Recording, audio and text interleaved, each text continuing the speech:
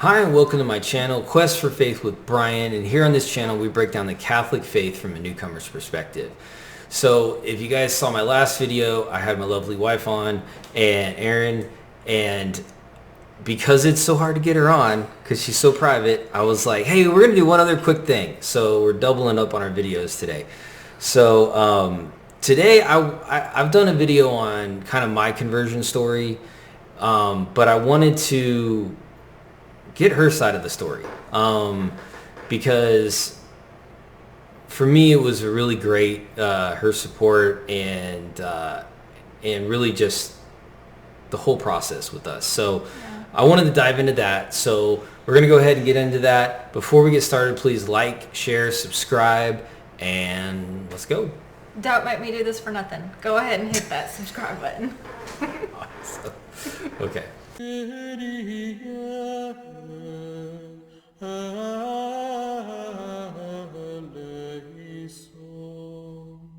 Okay, so today we're going to actually be talking about kind of this other side of the coin of why I'm becoming Catholic video that I've done, because I wanted to kind of go through my wife's perspective on this. So first off, you kind of can explain how your faith growing up, Okay. what kind of churches you went to, and kind of just maybe a 2-3 minute overview of that.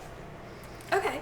So I grew up in the Methodist church. My dad was actually a Methodist preacher. I come from a long line of preachers. My dad's dad was a Nazarene preacher. My mom's dad was a Methodist preacher. My mom's granddad and her her uncle was a Methodist preacher. So that's my background. Methodist, grew up Methodist. We were in church every Sunday and Wednesday, Sunday morning, Sunday night, Wednesday night, and then if anything extra was going on, we were in the church all the time. So how was your perspective growing up with Catholics? Like, what did you think? Because as for me, growing up Church of Christ, it was obviously a very negative view, and my family still holds that view. So, yeah. So my upbringing was totally different in that we were not anti-Catholic at all. We were very much okay with Catholics. In fact, to the point that it was a tradition when I got a little bit older that we would go every Christmas Eve to the Catholic church for the midnight mass. And so I was exposed to that pretty young. And we definitely didn't hate Catholics. We didn't think they were going to hell or anything like that. Not like his family. So we enjoyed our Catholic friends and the Catholic Church. So for you, by the way, when she found out that I was Church of Christ when we were dating, huge red flag. Okay, y'all. I thought, oh no, what am I going to do? Because I felt like God had told me that he was the one, but I also felt very scared of Church of Christ. So, which is kind of the first time I ever ran into that. But that's kind of a pre-op to when we started this. Did you ever think that I would ever be Catholic? No, absolutely not. I mean, I couldn't even get him to go to the Methodist church with me. For years. For a very long time. And so I thought that this was, pretty much a hopeless situation, that, that he was going to be a fundamentalist for the rest of his life. Thank God. God had other plans. So with you, one of the things that that really kind of opened my eyes up, and you're the one that discovered this, was the removal of the Apocrypha in the 1800s. Yes. And did that have an effect on you when I started doing my research and I was looking into it? Because I know that it must have bothered you a little bit because you brought it up to me. Mm-hmm. And that was about, I think you discovered that like 5 years before we even started looking into the Catholic Church. I think so. And it really, really did bother me. I was really upset about that. But we also just weren't in a good place to, I don't want to say be worried about that, but we had so many things going on in our life. And you were pregnant. Yeah. We were starting homeschooling. Yeah. My job was crazy where I traveled all the time. And I think we had just started going to a Methodist church. Mm-hmm. I had finally kind of convinced him to try it because he'd gotten really disillusioned with the Church of Christ and fundamentalists in general, really. And so I'd finally convinced him to come to the Methodist church with me. And so I didn't think we could take any more steps at that time. And the only reason I agreed to go to this church is because they had one service that was with a band and then one that was like a traditional service. Yes. So that's how bad I was, y'all. I grew up in a very, very traditional Methodist tradition. We didn't have band. It was liturgical. You took communion at the altar. All those types of things. And so I was pretty much, I had been in shock when he took me to the Church of Christ. But I had finally gotten him on board that we could go to the Methodist church, but he demanded that we had to go to the, what do they call it? I can't remember what they What used kind to of call service? I can't remember what they called it. I can't remember the term. It would happen at the same time. Like they would have two services. Time, but they would have one service that had a band, and they had, the worship leader in his skinny jeans and everything. So, so y'all know what I'm talking about, okay? If you're Protestants, you know what I mean, and that's okay. I'm not judging you. But that wasn't your thing. It wasn't my thing. But it was kind of like that olive branch for both of us. Yes, it was a compromise. We were compromising. I was compromising, and so was he. So. So what was the kicker that made you say that we are no longer going to go to the Methodist church? The thing that made us give up on the Methodist church completely was when the pastor got up there and talked about how the Bible actually says that it's okay to be in a homosexual relationship, and that's good. That's going to be scriptural. And that is scriptural. And so, I mean, and fast we walked forward out 4 years, and they're literally splitting over this. So yeah. But we literally walked out and said, well, we're never going back there again. And I think we had been there for 3 years. Maybe 4 years at the time that happened. Yeah. But that was the kicker. And so that's what kicked me off with, okay, we're not going there anymore. Where are we going to go next? Mm-hmm. We got to start church shopping, which was shockingly difficult. Oh, yeah. I'm going to say shockingly difficult. Shockingly. And that's when I started deep diving into Martin Luther and looking into that's like 5 years later that I start looking into why those books were removed. But that Lent, what did you do? So that Lent, I did a study on the Gospel of John, and I got to John 6, and it was like somebody smacked me in the head with a 2x4 because I suddenly saw that, oh no, the Eucharist, that's Jesus. And I've been believing my whole life that it's not. And now I know because it tells me in the Bible, Jesus said it. And so that's when I was kind of freaked out, and I brought it to Brian and said, okay, what are we going to do? So, yeah, you brought it to me, and because I had already figured out that I didn't agree with Martin Luther. Like, this was all happening at the same time. Y'all. Yeah, this was at the same time that he was having his crisis of faith in his own personal way. And then now I was having a crisis of faith in a different way. Yep.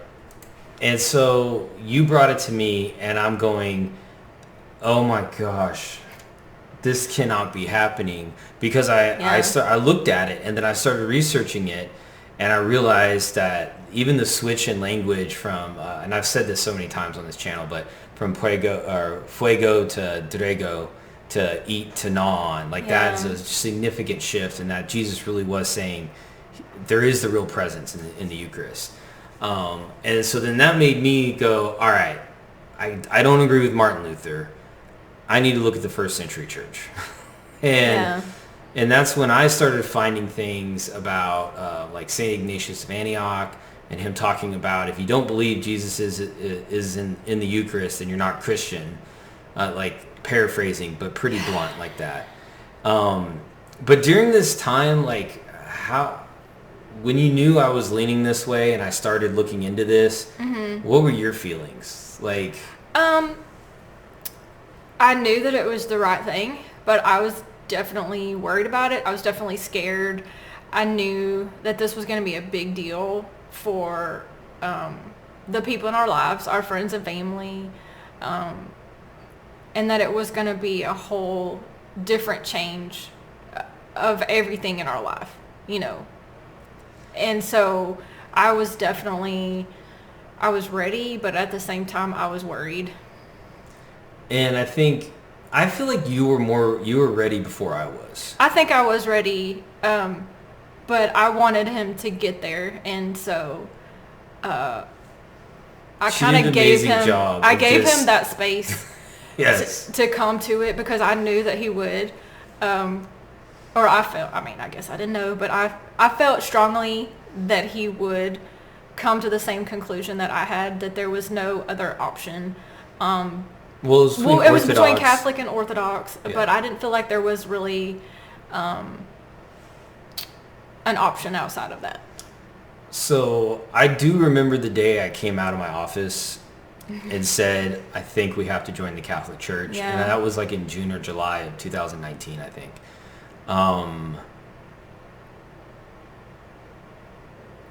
How did you feel when I finally said that, besides shock? I was shocked.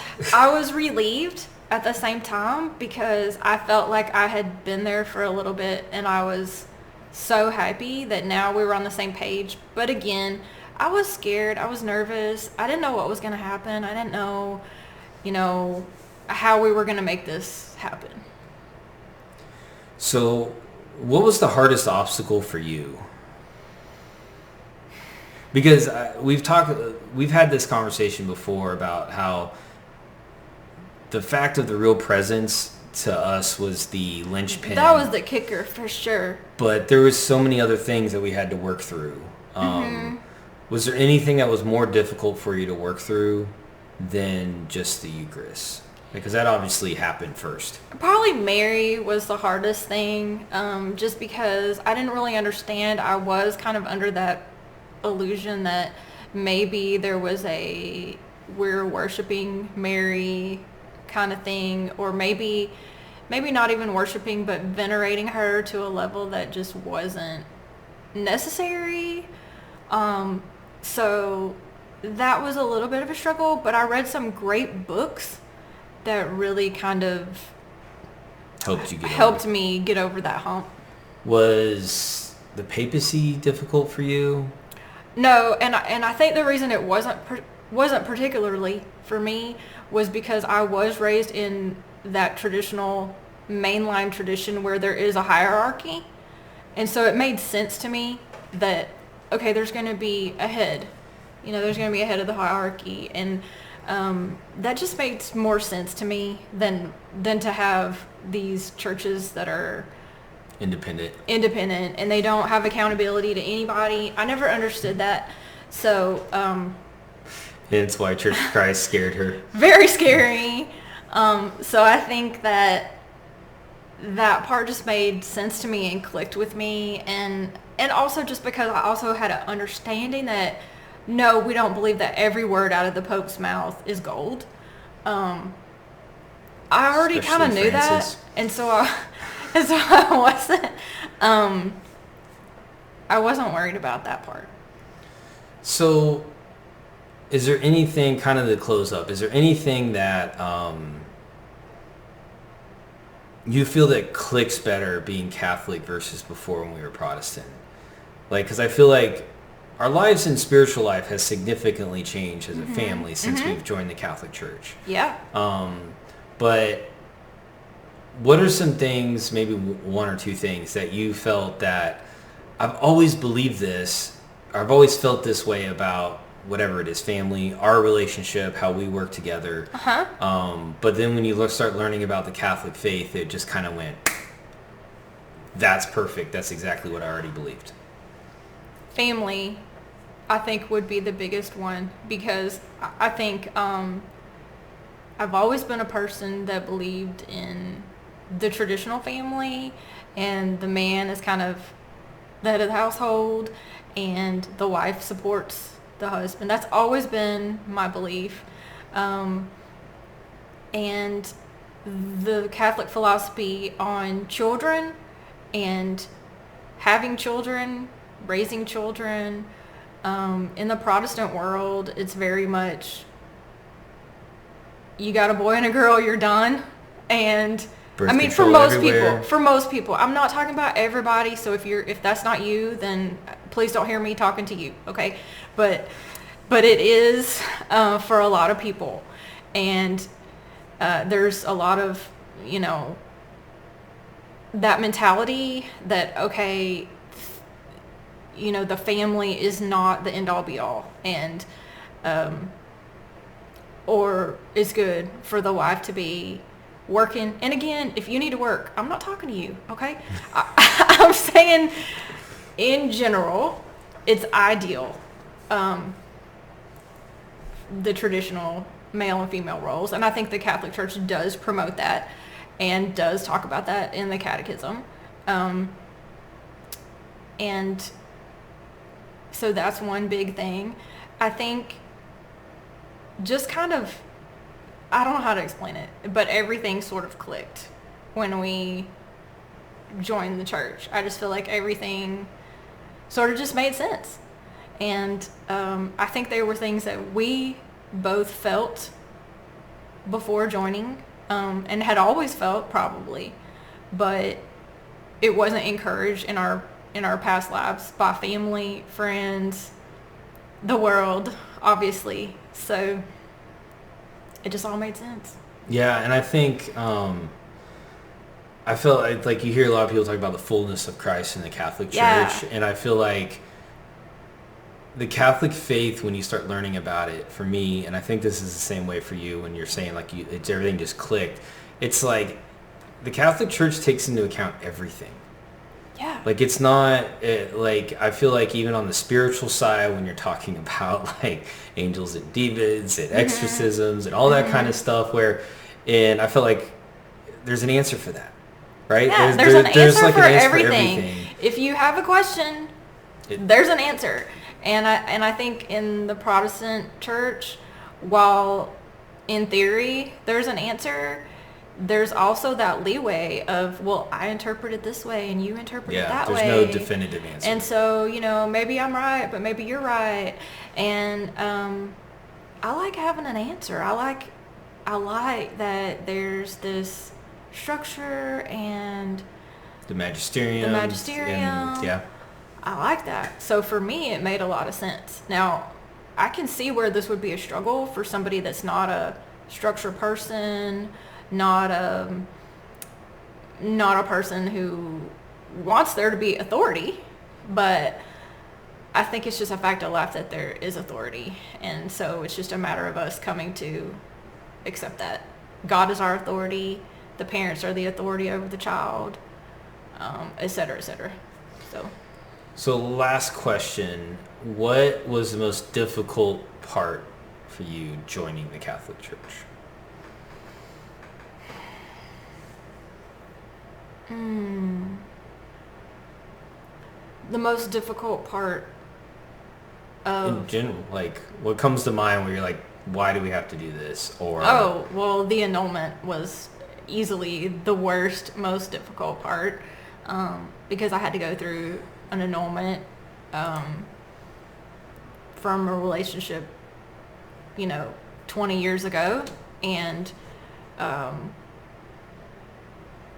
felt that my case was extremely obvious and cut and dry, and I It still took it 2 still took years. 2 years, and I felt that was a little bit absurd. I'll be honest. You had many of, why are we even doing this? I'm Why are done. we I'm doing like, this? no, we're doing this. Yeah, You're doing I this. was really frustrated. At one point, I almost wanted to give up, but I felt like, okay, I can't give up because this is my salvation. This is my children's salvation, and I need to keep going.